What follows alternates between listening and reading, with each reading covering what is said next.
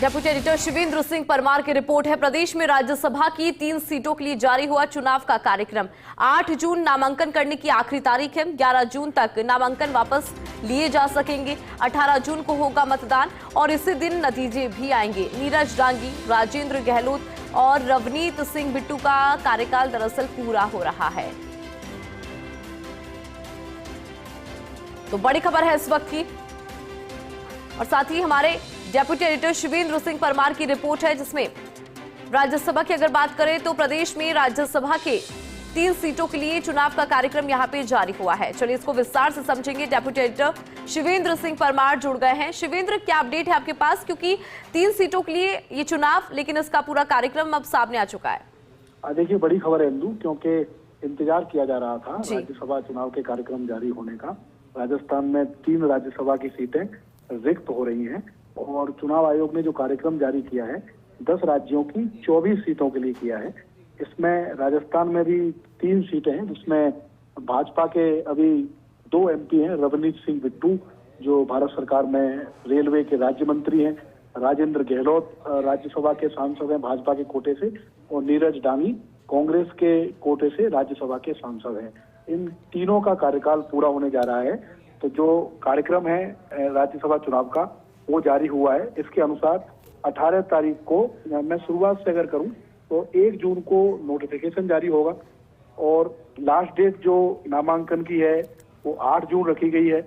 9 जून को जो नामांकन आएंगे उनकी स्क्रूटनी होगी। 11 तारीख आखिरी तारीख है जब कोई भी प्रत्याशी अपना नामांकन वापस ले सकता है।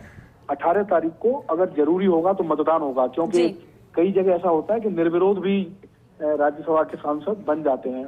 उम्मीद राजस्थान में भी यही की जा रही है, क्योंकि जिस तरीके का अनुपात है तो 2 सीटें बीजेपी के खाते में जा सकती हैं, 1 सीट हो सकता है कांग्रेस के पास आ जाए, जैसा कि तय लग रहा है। लेकिन ये भी चर्चा है कि भारतीय जनता पार्टी तीसरा प्रत्याशी भी यहाँ पर उतार सकती है।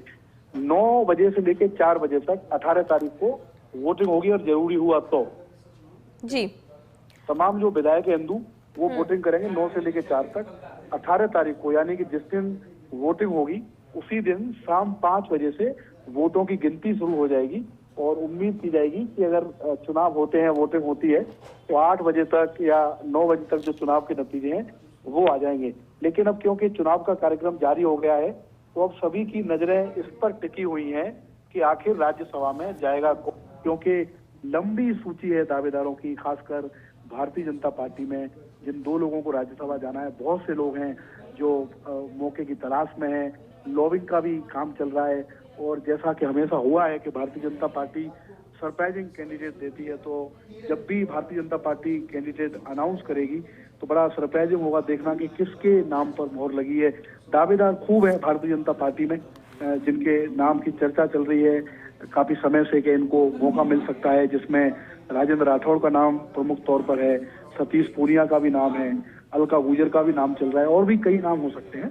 कांग्रेस पार्टी में भी क्योंकि 1 सीट पर उनकी दावेदारी पक्की मानी जा रही है तो उनके प्रत्याशी पे भी काफी कयासों का दौर है कि किसको कांग्रेस पार्टी अपना प्रत्याशी बनाएगी। लेकिन इस समय की बड़ी खबर यही है फर्स्ट इंडिया पर कि राज्यसभा चुनाव का जो कार्यक्रम है वो चुनाव आयोग ने जारी कर दिया है।